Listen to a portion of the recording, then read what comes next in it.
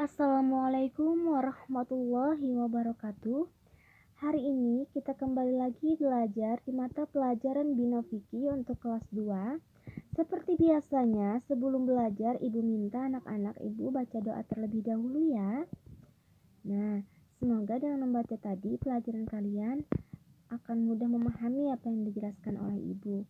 Nah, kalau sudah baca doa, kalian bisa siapkan buku Bina Fikih kalian seperti Ibu ini. Dan juga jangan lupa siapkan buku tulis dan alat tulis lainnya. Nah, pertemuan kali ini kita akan melanjutkan materi di pertemuan yang lalu.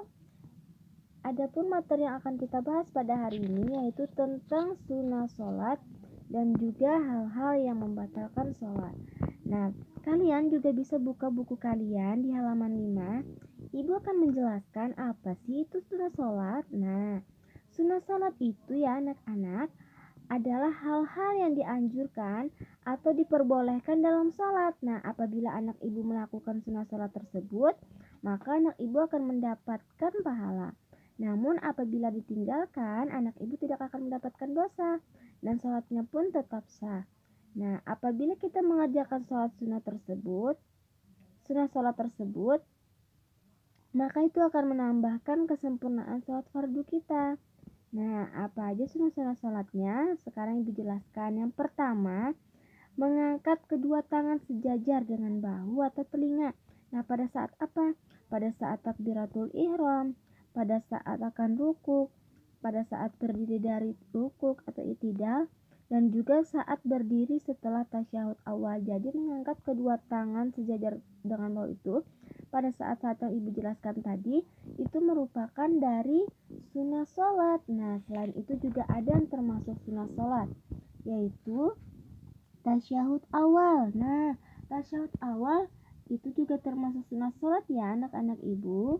Nah, selanjutnya meletakkan telapak tangan kanan di atas punggung tangan kiri. Nah, biasanya ketika kita telah mengucapkan Allahu Akbar, maka gerakan kita adalah meletakkan telapak tangan kanan kita di atas punggung tangan kiri. Nah, itu juga termasuk sunnah sholat loh. Nah, selanjutnya apa? Mengarahkan pandangan mata ke arah tempat sujud. Nah, itu juga termasuk dari sunnah sholat. Selanjutnya yaitu membaca doa iftitah setelah takbiratul ihram. Nah, biasanya kita baca sebelum kita membaca surah Al-Fatihah. Nah, doa iftitah itu juga termasuk dari sunnah sholat. Nah, selanjutnya ada membaca tasbih ketika rukuk dan sujud. Nah, tasbih ini yaitu subhanallah. Nah, itu juga termasuk dari bagian sunnah sholat. Yang terakhir yaitu membaca salam kedua, menengok ke arah kiri. Nah, salam kedua menengok ke arah kiri ini termasuk sunnah sholat. Namun, salam pertama yang menengok ke arah kanan itu merupakan dari rukun sholat. Jadi ingat, yang termasuk sunnah sholat ini adalah salam yang kedua, yaitu ketika kita menengokkan kepala kita ke arah kiri. Nah, selanjutnya Ibu akan menjelaskan yaitu tentang hal-hal yang membatalkan sholat. Nah, jadi sebelum sholat, anak-anak Ibu harus tahu apa sih yang membatalkan sholat.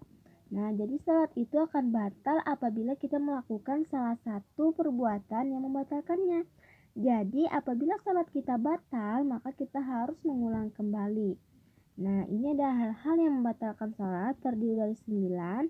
Yang pertama, mengubah niat. Nah, misalnya tadi kita mau niat sholat subuh. Nah, sebanyak 2 rakaat karena Allah Ta'ala. Namun ketika kita melaksanakan sholat, tiba-tiba anak ibu mengubah niatnya ingin sholat ketika dilihat orang tua agar mendapat hadiah. Nah, itu niatnya sudah berubah, maka sholat anak ibu akan menjadi batal dan harus diulang kembali. Nah, selanjutnya yaitu terkena najis, berhadas kecil atau besar, misalnya buang air kecil atau buang air besar, maka sholatnya akan batal dan harus diulang kembali. Nah, terbuka aurat. Nah, anak ibu harus ingat aurat untuk anak laki-laki. Untuk laki-laki dari mana? Dari tali pusar hingga lutut.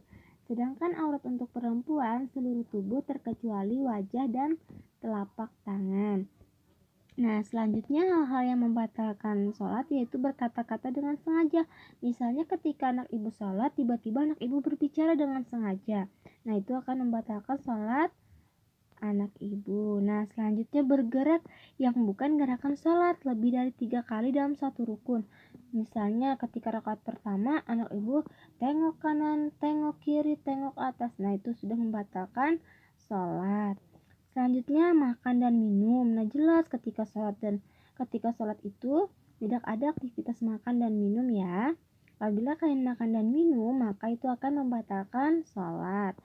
Nah, apabila sholatnya berjamaah, kalian sebagai makmum, apabila kalian mendahului gerakan imam, maka itu sholat kalian akan batal. Namun kalau sendiri, nah ini khusus untuk sholat yang berjamaah.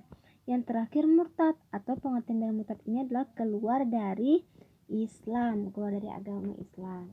Nah, itu dulu penjelasan dari Ibu hari ini, yaitu mengenai tentang sunnah sholat dan juga hal-hal yang membatalkan sholat. Nah, Ibu cukupkan dulu sampai di sini. Atas perhatiannya Ibu ucapkan terima kasih. Assalamualaikum warahmatullahi wabarakatuh.